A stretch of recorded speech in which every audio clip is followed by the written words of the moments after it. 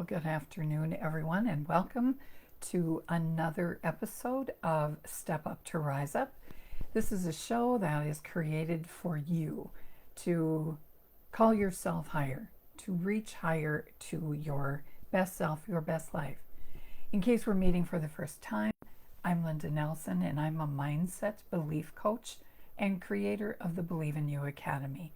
And I guide heart-centered female solopreneurs like you to grow your business and your life by focusing on your most important asset, and that's you.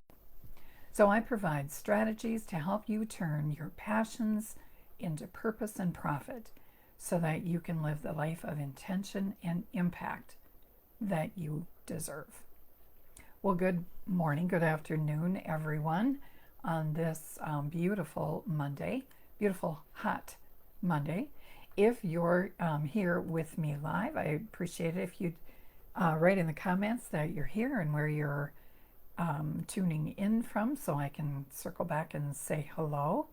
And if you're looking to catch me on replay later, I also love it when you share your thoughts and any insights that you gain from some of our discussions. So if you're watching this on replay, just put in team replay in the comments, hashtag team replay in the comments. And again, I'll come around and circle back to you when you get a chance to view it. So last week, you may recall, we talked a little bit about the fact that if our mind is a garden, and we look at it in that way, it's really critically important if the thoughts that we have are the seeds, then what is it we're growing?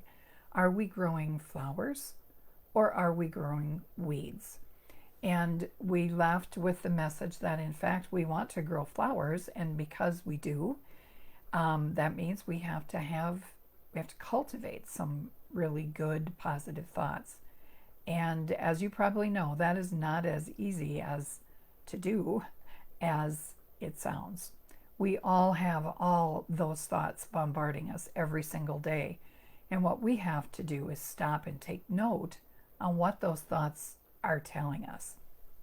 And so I want to talk today a little bit about our thoughts as it relates to growth, because we have to look to our mind and examine what it is we're thinking if we want to grow flowers or grow good things in our mind. And so today we're going to explore what it means to have a growth mindset that we operate from, more than a fixed mindset, which we have access to both, obviously. So today we're going to talk about each of them and what they look like. A growth mindset is a mindset that believes that change is possible. You have the ability to grow and change in areas that others may assume are fixed.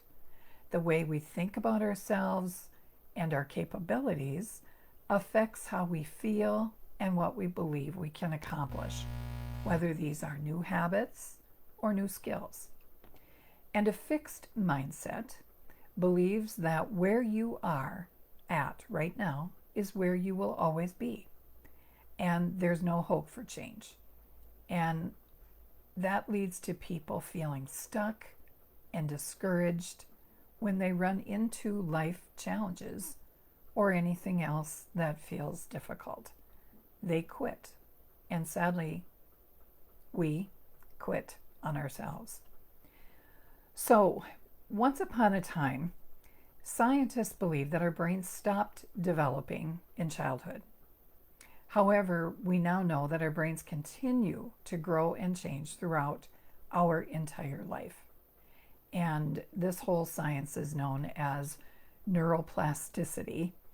And there was a psychologist, her name was Carol Dweck, D-W-E-C-K, from Stanford University. And she was one of the first researchers to explore the idea of growth and fixed mindsets. And many now quote her work. So, through her research, she discovered that your view of yourself can determine everything. Let me say that again. Your view of yourself can determine anything. For example, if you believe that your qualities are unchangeable, in other words, fixed, or you are what you are, you will want to prove yourself right over and over again. That's like self-fulfilling prophecy, if you will. Some people may know this as limiting beliefs, which we've talked about, or your inner critic that we operate under. And so whether you call it a fixed mindset or limiting beliefs or a critical inner voice, they're all essentially the same things. And when you operate under these, your focus will be on proving yourself right, that what you believe is true, and you will look for evidence to support that belief. And what happens when you do this is you reaffirm or keep telling yourself that you have a fixed mindset. And this is what leads us, as we said, to feeling stuck and discouraged because you believe ultimately that nothing will change. After all, your view of yourself determines everything. So, how do you change this? First, you adopt a growth mindset that challenges those limiting beliefs and that inner critic. And I have some growth mindset writing prompts in your journal. You know I'm big on that I will share with you into next week. But for now, I just want you to think about the differences between the two. So changing your mindset from a fixed mindset to a growth mindset can really have a powerful impact on your life. Because in a growth mindset, you're willing to challenge those limiting beliefs, to call out that inner critic, if you will. You're willing to reevaluate your inner dialogue and what it has been telling you that you are not capable of doing something or becoming something. And if you find yourself struggling with changing your mindset, that's okay. We have to work at this. It takes practice. And again, the first step is always awareness. We cannot fix what we don't recognize as broken. So in the next couple of weeks, I want to give you some strategies and some tools to help you develop that growth mindset. And I'm going to give you one that you can start with right now, today, that is very simple and that can make all the difference. And that is the power of one little word. And that word is yet. Y-E-T, yet. There is so much power in this small word. What if instead of saying, for example, I can't do this when encountering some difficult situation, what if you said, I can't do this yet? Or instead of, I'm not good at, fill in the blank, you change it to, I'm not good at, fill in the blank, yet. By adding this small 3-letter word to your thoughts or what you tell yourself, you can open up the possibility for change to happen. To be challenged and to fail, which actually is a beautiful gift, and grow from challenges and failure is really a gift, because you may not be where you are yet, but you are becoming in the process, and you will find success eventually. So the addition of yet helps differentiate growth mindsets from fixed mindsets and how your mindset perceives and reacts to failure. If you have a fixed mindset, you're more likely to believe that you can fail and that your abilities will be questioned. It also causes someone with a fixed mindset to question their self-worth. And we've all been there. I have too. Just the act of hitting an obstacle may be proof that that you're not good enough, or that you're not smart enough, or talented enough, or whatever that enough is for you to overcome. So just adding that yet can help your mind see the possibilities, if you will. So if you have a growth mindset, then failure isn't really an option, but it's an obstacle that can be overcome. So then obstacles are perceived as opportunities to grow and to improve and to learn something new about yourself. And this can be done with just that simple addition of the word yet, because it implies that your hard work can and will pay off in the near future. You're just not there yet. So how is a growth mindset developed?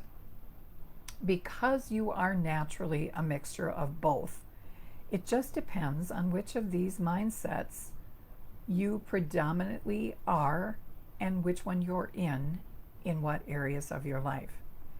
Developing a growth mindset is a complex process because we all have limiting beliefs and an internal dialogue to explore. Those can actually be your first great obstacle in developing a growth mindset. Because the more you understand your beliefs and that internal dialogue, the more opportunities you have to challenge it and change it. And there are no right answers. There are just opportunities to make different choices and experience growth from them. And the growth that you experience one day may come back to you and you reevaluate it and identify a different way to grow another day, because your mindset will have naturally changed throughout the process of growth. A growth mindset is being honest with yourself. Where do you struggle? And how do you describe that struggle to yourself? What is the story that you're telling yourself about that struggle? Are you telling yourself a story that will help you persist and overcome? Or are you telling yourself a story about how you'll fail and never be good enough to overcome it? That you might as well just give up right now. So now that I have you curious, and I have maybe caused you to think a little differently, I want you to bring your journals with you to next week's live, whether you catch me live at noon, same time in the group, or you come on replay at your convenience. I want you to bring your journals. You know what a big believer I am about writing things down. And next week, I'm going to give you some prompts to help you uncover some of what you're thinking and give you some perspective to change that mindset from fixed to growth. And again, we're just getting started on this, but this may be something that you'll find valuable into next week.